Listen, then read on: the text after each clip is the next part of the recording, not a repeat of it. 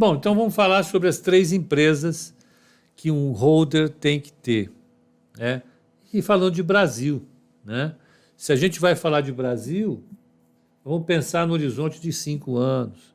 Então, eu acho que para o Brasil, empresas que vão se manter sempre, pelo menos nos últimos 5 anos, se mantiveram.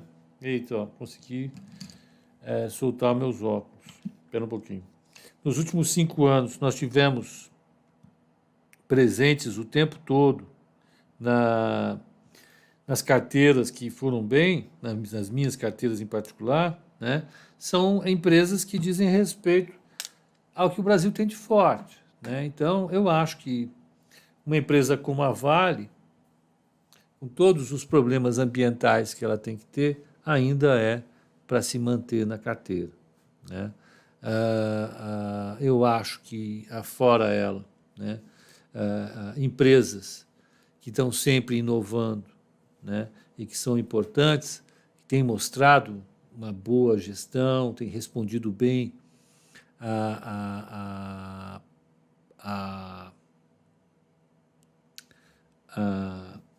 aos desafios, às mudanças do mundo contemporâneo, da nossa economia. Eu acho que uma delas é VEG. A VEG é uma empresa também para você ter, ainda mais agora que ela a economia vai cada vez mais caminhar para pro paradigma ESG.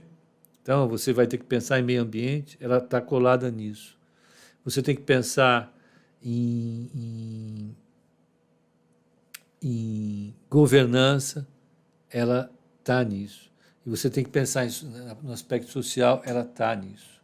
Jonatas, essa é uma posição para holder, tá? O holder não olha se está caro ou se está barato, está olhando para daqui a 5 anos. Será que essa empresa vai existir? Será que o que ela faz vai ter importância para o mundo? Será que o que ela faz tem importância para o nosso país? É isso, né? Um holder, ele pensa nisso, sobre a longevidade de uma empresa, sobre a reação dela no longo prazo, etc. Então, ela estará aí. Uma outra empresa tem que ser com aquilo que o Brasil também sabe de fazer bem. O Brasil sabe fazer bem 2 coisas. O Brasil sabe fornecer matéria-prima e alimentos para o resto do mundo e sabe fazer banco. Então, os nossos banqueiros são bons. Tem que ter um banco brasileiro. Eu acho que nesse momento nós temos 3 bancos, 4 bancos para escolher, que você pode ficar variando entre um e eles. Você tem o Bradesco, o Itaú, o Santander e tem o BTG. Por que o BTG? Porque é o único banco de investimento brasileiro que tem capital aberto. E ele é muito bem posicionado no que ele faz, né? Então, seria uma empresa daquilo que a gente tem em abundância, que é matéria-prima, então a Vale. A segunda coisa, uma empresa de destaque na sua adaptação ao mundo tecnológico, ao ESG, a VEG. E, por fim, um banco. E o banco você tem 4 para escolher. Por enquanto, nós estamos com BTG. Mas banco, mais uma vez, é algo que nós sabemos fazer. O Brasil sabe fazer banco. Os bancos brasileiros se adaptam bem a esses cenários malucos que a gente tem aqui internamente. Mais uma vez, o banqueiro é o cara que toma depósitos da sociedade, transforma esses depósitos e recicla, emprestando para a sociedade, criando produtos.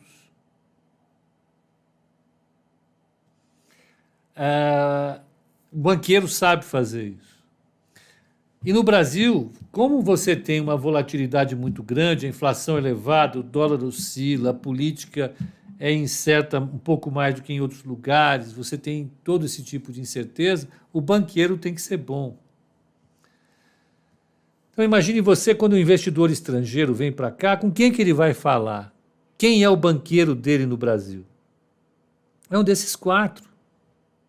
É claro que você tem Credit Suisse, UBS, né, que estão aqui, mas eles não têm capital aberto.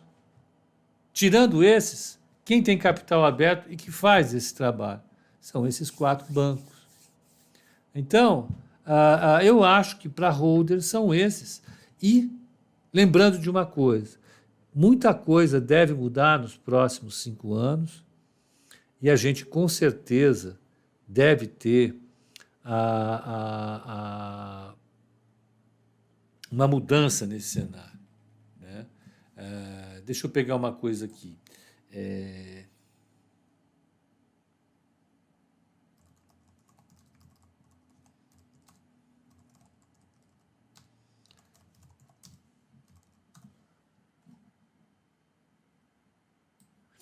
Eu estava vendo um economista.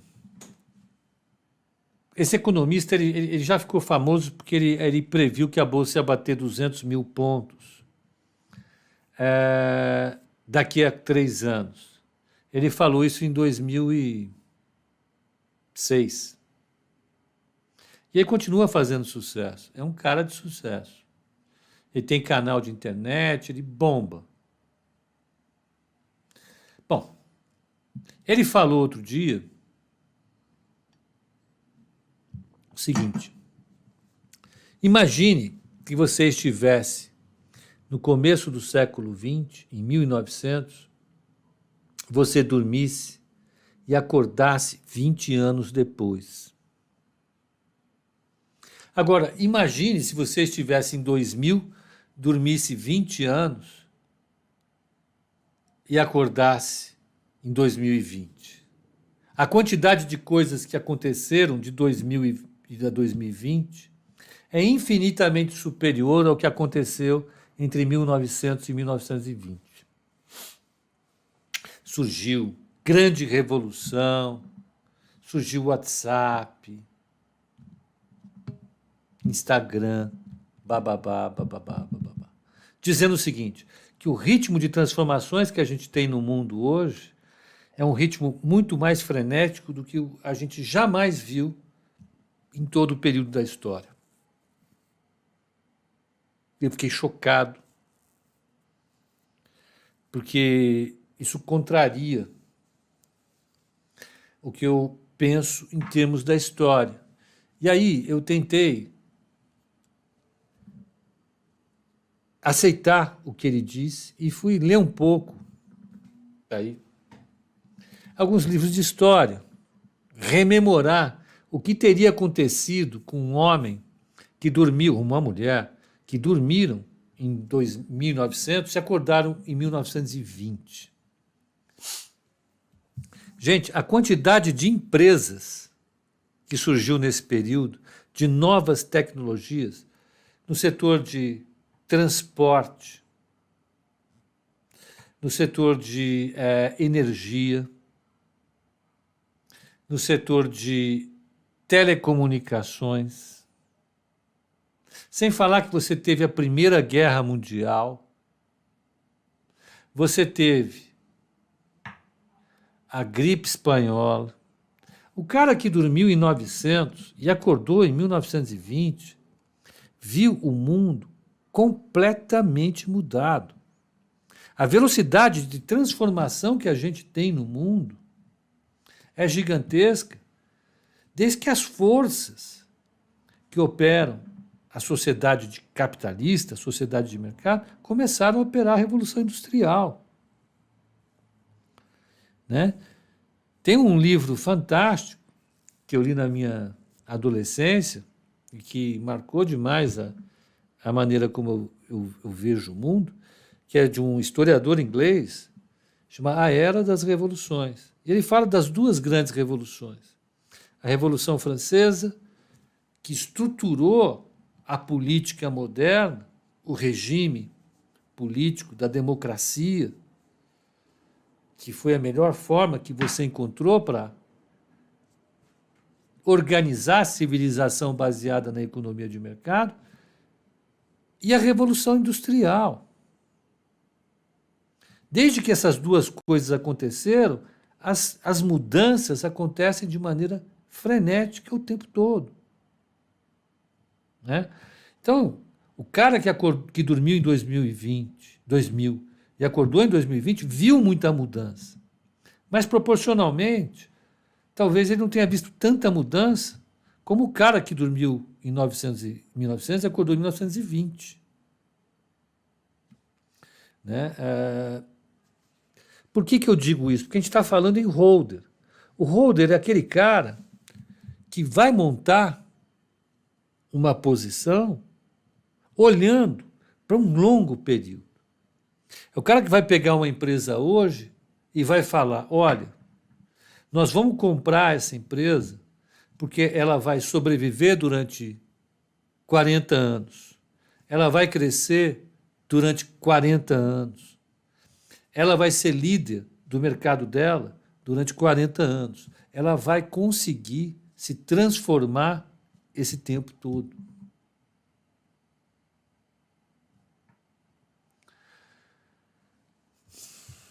A diferença é o acesso à informação. Não, Edson. Engano seu. Naquela época, você estava construindo um sistema de distribuição de informação para o mundo que era revolucionário também.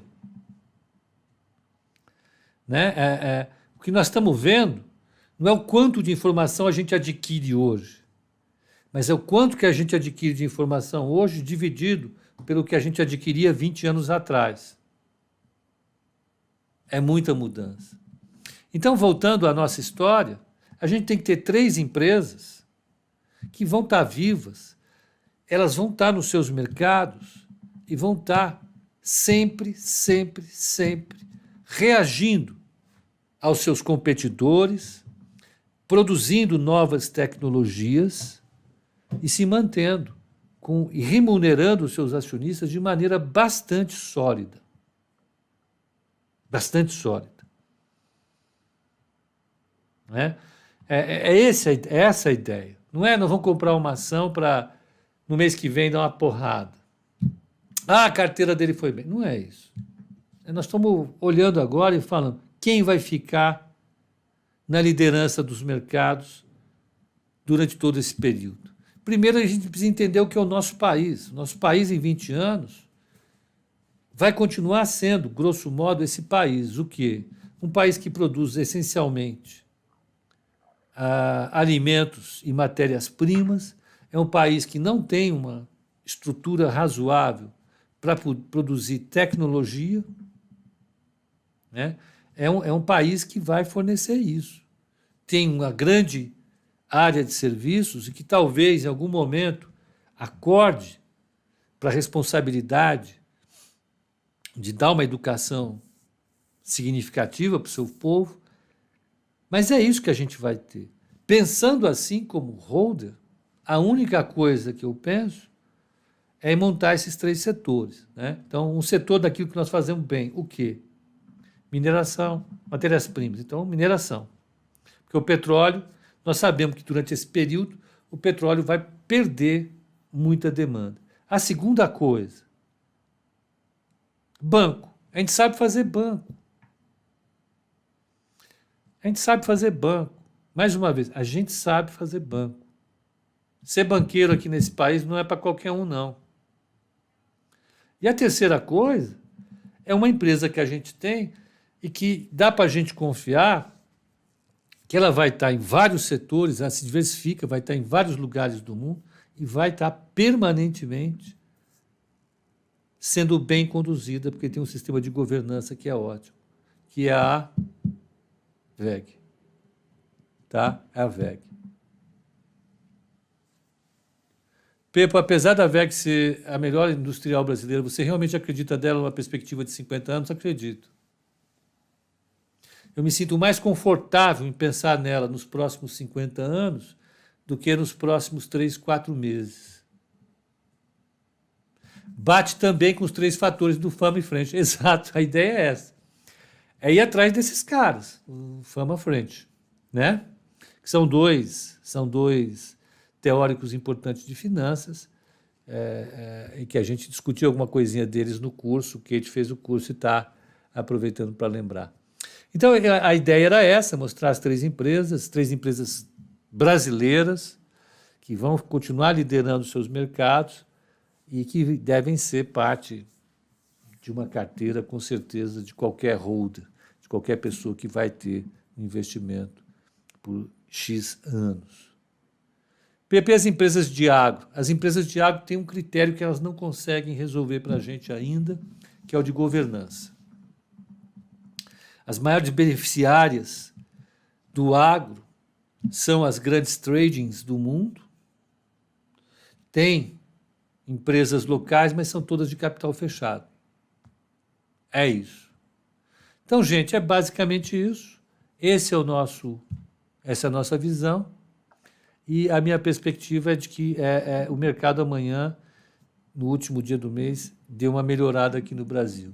Então, é basicamente isso. Sem nenhuma elétrica, não. Eu teria, se você colocasse 5 ações, eu teria uma elétrica, mas nós estamos falando só em 3. O Ângelo me deu 3 ações. Se eu tivesse que escolher 3 ações, seriam essas. Se a gente tiver condições de ampliar, a gente amplia mais. Aí põe elétrica. Né? Pode ser.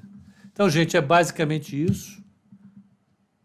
Uma boa noite para vocês, um bom descanso e até amanhã, às 8h30 da manhã, aqui, no call de abertura comigo e Bruna Sene.